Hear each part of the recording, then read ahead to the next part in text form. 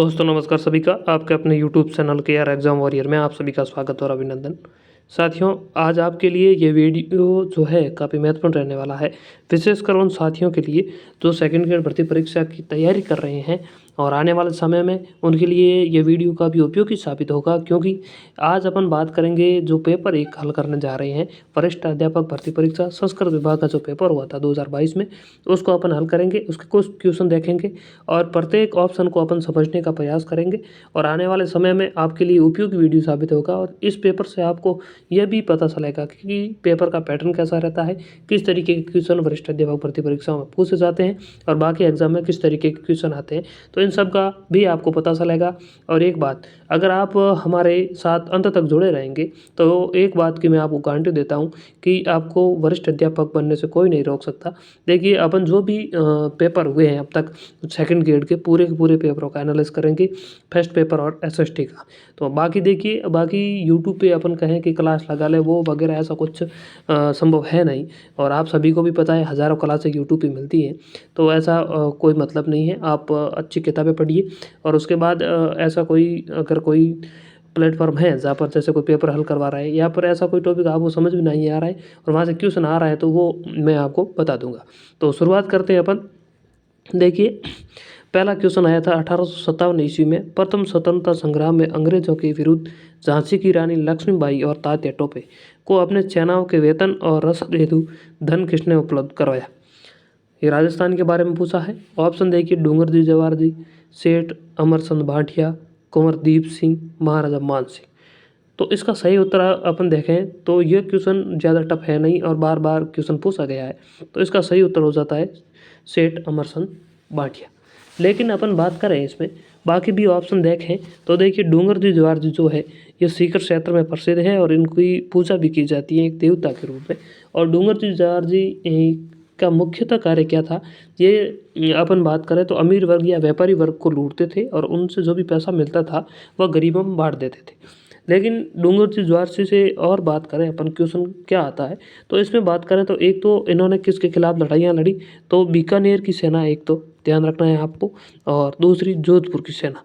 तो इन दोनों सेनाओं के मध्य इन्होंने युद्ध किया था डूंगरजी जवाहर जी ने। तो ये बात आपको ध्यान में रखती है, दोनों काका भतीजा थे। बाकी देखिए, दीप सिंह, कुंवरदीप सिंह, आपके सिलेबस को लेकर इस ऑप्शन को कोई लेना देना नहीं है। और महाराजा मान सिंह की बात करें तो ये अपन बात करें तो अलग से टॉपिक पड़ता है आपको मानसिक, उसमें आप पढ़ोगे तो उससे बेहतर होगा। तो ये 4 ऑप्शन थे और इनमें से आप एक क्वेश्चन यानी एक ऑप्शन को आप आराम से सेलेक्ट कर सकते थे। अगला ऑप्शन देखते हैं। क्वेश्चन देखिए, दूसरा क्वेश्चन, पथिक ने किस समाचार पत्र के माध्यम से बिजूलिया कर्षक आंदोलन को अन्य भारतीय समाचार पत्रों तक पहुंचाया। तो यहाँ पर देखिए, ऑप्शन आप देखेंगे तो पहला है प्रताप, फिर राजस्थान केसरी, फिर नवीन राजस्थान और फिर प्रभात। तो ये चारों ऑप्शन अपन देखें तो इसका सही उत्तर जो है वो है प्रताप समाचार पत्र था। यह सही है। तो प्रताप समाचार पत्र की अपन बात करें तो ये कानपुर से निकलता था। यह एक तो आपको ध्यान रखना है, कानपुर से। इसकी शुरुआत हुई कब? 1910।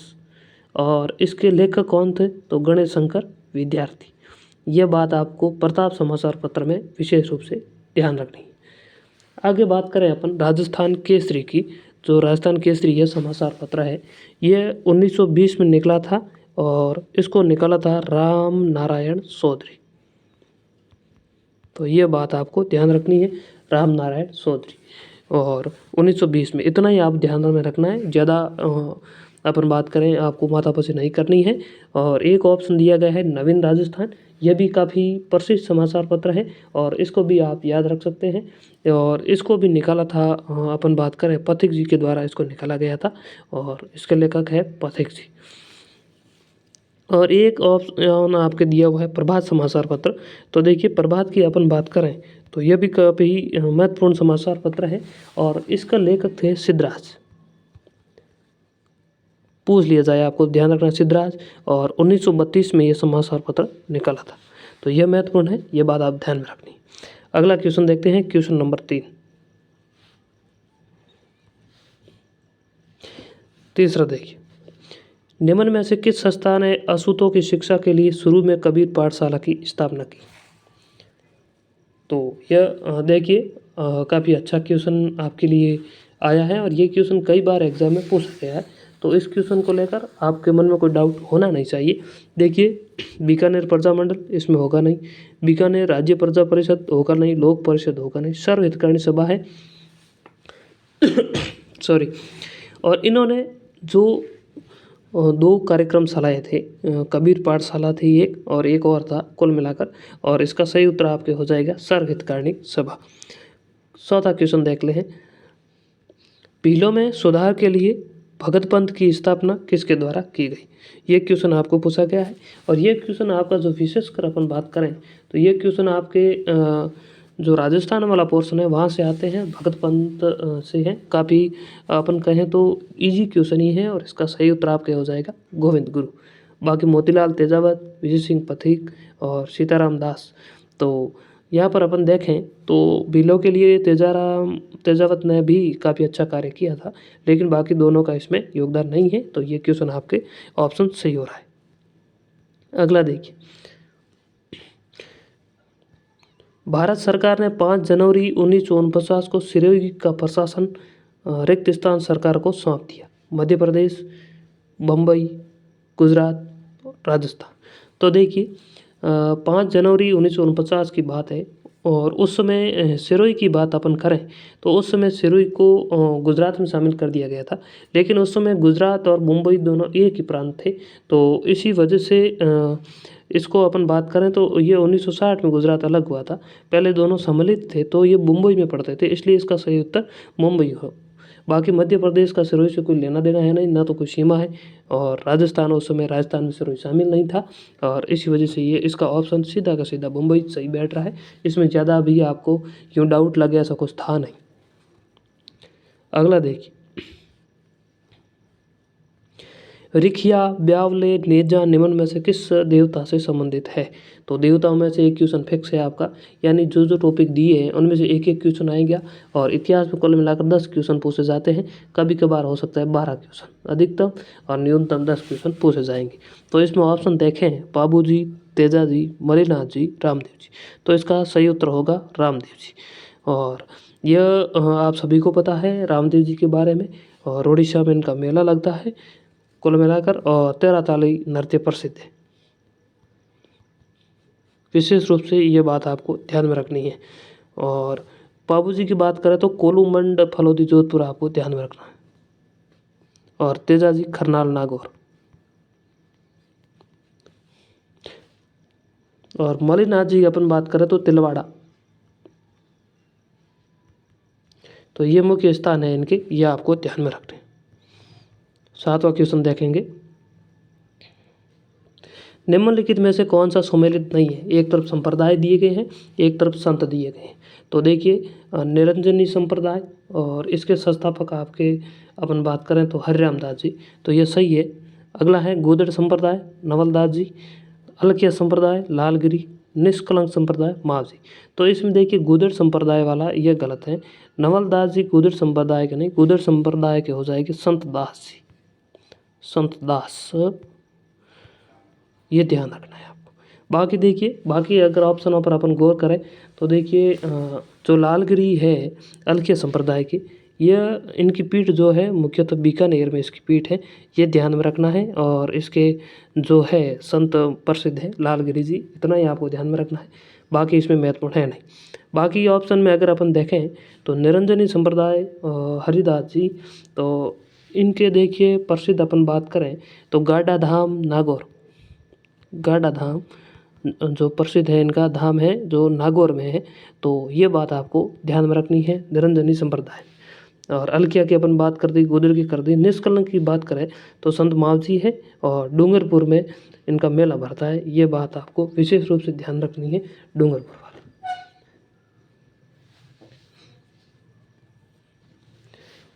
आगे बात करते हैं अब अगले क्वेश्चन की, झाला हवेली की बात करते हैं। झाला हवेली किस किले या महल में अवस्थित है। ऑप्शन देखिए, कोटा, बूंदी, झालावाड़, बीकानेर। तो देखिए आपको कन्फ्यूजन में नहीं रहना है इस क्वेश्चन में भी, झाला हवेली कोटा में है, झालावाड़ में नहीं है, इस बात का आपको ध्यान में रखना है। और ये हवेली कुल मिलाकर बात करें तो ब्रिटिश क्षेत्रों के लिए प्रसिद्ध है, एक तो ये बात आपको ध्यान रखनी है। और ये हवेली जो है अपन बात करें तो 80 कमरे हैं इसमें और 50 बरामदे हैं, भित्ति चित्रों के लिए प्रसिद्ध है। यानी कुल मिलाकर बात करें तो पुरानी चित्रकारी के लिए ये प्रसिद्ध है और कोटा में है यह। 9 नंबर क्वेश्चन की बात करते हैं। चित्रकार दिए गए हैं और आपको बताना है किस चित्रशैली से संबंधित है। चित्रकार मोहम्मद शाह, जिन्होंने भगवान कृष्ण का चित्रांकन अपने चित्रों पर किया, संबंधित है बीकानेर, किशनगढ़, जयपुर, जोधपुर। तो इसका सही उत्तर अपन बात करें तो जयपुर से है मोहम्मद शाह। और यह थे स्वाई जय सिंह के, अपन बात करें तो दरबारी कवि। स्वाई जय सिंह के ये दरबारी कवि थे, तो ये बात आपको ध्यान में रखनी है। ये क्वेश्चन आगे भी पूछा जा सकता है, ध्यान रखना है इसका मोहम्मद शाह, क्योंकि कई जगह विद्यार्थी कन्फ्यूजन में रह जाते हैं, इसी वजह से क्वेश्चन गलत हो जाता है, कन्फ्यूज हो जाते हैं, तो इसका आपको ध्यान में रखना है। अगला देखिए, क्वेश्चन पूछा है घोड़ला त्यौहार के बारे में। घोड़ला का त्यौहार किसकी स्मृति में मनाया जाता है? उलूंग खां, मलुक खां, घोड़ले खां, राव सातल देव। तो ये क्वेश्चन है, तो इसमें ऑप्शन जब डाले गए तो काफ़ी विद्यार्थियों को मन में कन्फ्यूज उत्पन्न हुआ, क्योंकि देखिए उलूंग खां और मलुक खां तो सभी को पता है होगा नहीं, लेकिन घोड़ले खां और राव सातल देव में विद्यार्थी कन्फ्यूज हो रहे थे। लेकिन इसका सही उत्तर राव सातल होगा। कैसे होगा देखिए, घोड़ला त्यौहार है किसकी स्मृति में मनाया जाता है? तो राव सातल देव की स्मृति में मनाया जाता है। चैत्र पक्ष की जो चैत्र कृष्ण पक्ष की अष्टमी को ये मनाया जाता है। और घोड़ले खां को जो राव सातल देव के द्वारा मारा गया था, और क्योंकि घोड़ले खां ने महिलाओं के साथ कुछ अत्याचार किया, ऐसा वगैरह कुछ कहानी है, और उसी वजह से घोड़ले खां को इन्होंने मार दिया था। फिर उसके सिर को अपन कहें काट के उसके छिद्र कर दिए थे, उन महिलाओं को सौंपा गया, और इसी वजह से उसकी याद में त्यौहार मनाया जाता है। तो घोड़ले खां की याद में न होकर राव सातल देव की याद में, क्योंकि उन्होंने वीरता का परिचय दिया, इसी वजह से मनाया जाता है। और जो महिलाएं इस त्यौहार को मनाती है उसे तीजड़ियाँ कहते हैं, इस बात का आप ध्यान रखना। बाकी देखिए, कहानियों में ज़्यादा ध्यान नहीं देना है, क्वेश्चन कहाँ से आता है उस बात का ही आपको ध्यान रखना है। अगला क्वेश्चन देखते हैं, 11वां क्वेश्चन देखिए, निम्न में से कौन से त्यौहार भाद्रपद माह में नहीं मनाए जाते हैं? ये बात ध्यान में रखनी है। तो देखिए, गोगा नवमी ऑप्शन में है, यह भाद्रपद कृष्ण नवमी को होती है। अनंत चतुर्दशी, तो ये भाद्रपद चतुर्दशी को होती है। आंवला नवमी और शरद पूर्णिमा, ये दोनों ऑप्शन गलत है, क्योंकि यहाँ पर अपन देखें आंवला नवमी जो है कार्तिक शुक्ल पक्ष की नवमी को होती है, कार्तिक शुक्ल नवमी। और शरद पूर्णिमा है जो आश्विन पूर्णिमा को होती है। तो दोनों ऑप्शन कट रहे हैं और सी और डी इसमें सही हो रहा है। अगला क्वेश्चन देखिए, 12वां क्वेश्चन, निम्न में से राजस्थान के किस लोक नृत्य में डंडों से नृत्य करते हुए विभिन्न प्रकार के चरित्रों में स्वांग करते हैं? यह शब्द आपको ध्यान में रखना है, इसी वजह से काफ़ी विद्यार्थियों का क्वेश्चन ये गलत हुआ था। ऑप्शन देखें तो गैर, गीदड़, संग और डांडिया। सही उत्तर इसका गीदड़ होगा। कैसे होगा देखिए, गैर नृत्य है, गैर नृत्य में अपन बात करें कुल मिलाकर तो यह होली के अवसर पर आयोजित होता है। पहली बात तो ढोल के साथ यह नृत्य किया जाता है, और इस नृत्य में भी स्वांग होता है।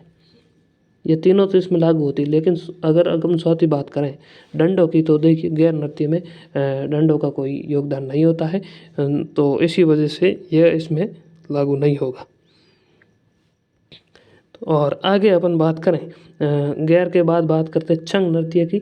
तो संग नृत्य जो होता है उसमें भी अपन बात करें तो संग का प्रयोग होता है। बाड़मेर का कनाना गांव अपन बात करें तो संग नृत्य के लिए प्रसिद्ध है कनाना गांव, तो इस बात का आपको ध्यान रखना है। बाकी इसमें स्वांग नहीं होता है, इसमें स्वांग होता है लेकिन डंडों का प्रयोग नहीं होता है।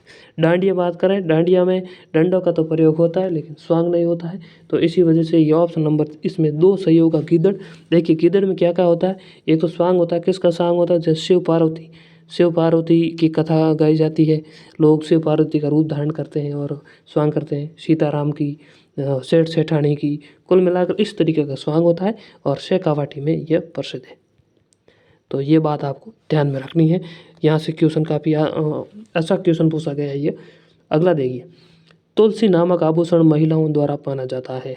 तो देखिए तुलसी की बात करें, यह एक आभूषण है और यह गले में पहना जाता है, तो आपको विशेषकर आभूषणों का ध्यान रखना है।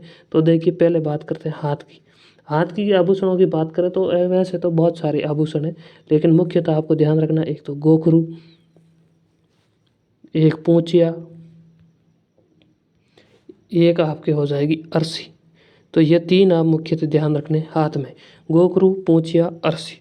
और कान की बात करें अपन, तो कान में आपको विशेष रूप से किन आभूषणों का ध्यान रखना है उसकी बात करें तो एक तो सुरलिया, दूसरा आपकी ओगणियाँ, और तीसरा आप क्या हो जाएगा कर्णफूल। ये आपको ध्यान में रखना है। फिर आपके हो जाते हैं गले की, अपन ने बात कर ली। पैर की बात करें तो पैर के आभूषणों में बात करें तो पैर में एक तो आता है नेवरी, ये अब भी पूछे जाते हैं, एक फोलरी और एक टणका। तो ये आपको पैर के आभूषण हैं, कुछ इनको ध्यान में रखना है क्योंकि कभी कभार पूछ लिया जाता है। बाकी देखिए गले में और भी आभूषण होते हैं, जैसे ठूंसी है, तिमड़ियाँ हैं, संपाकली है। ये क्वेश्चन ये कई बार पूछे गए हैं, तो इन आपको इन क्वेश्चनों का ध्यान रखना है क्योंकि आने वाले एग्जामों में ये क्वेश्चन देखे जा सकते हैं। अगला क्वेश्चन देखिए, वस्त्र रंगने की मल्यागिरी पद्धति किस रंग की प्रधानता है?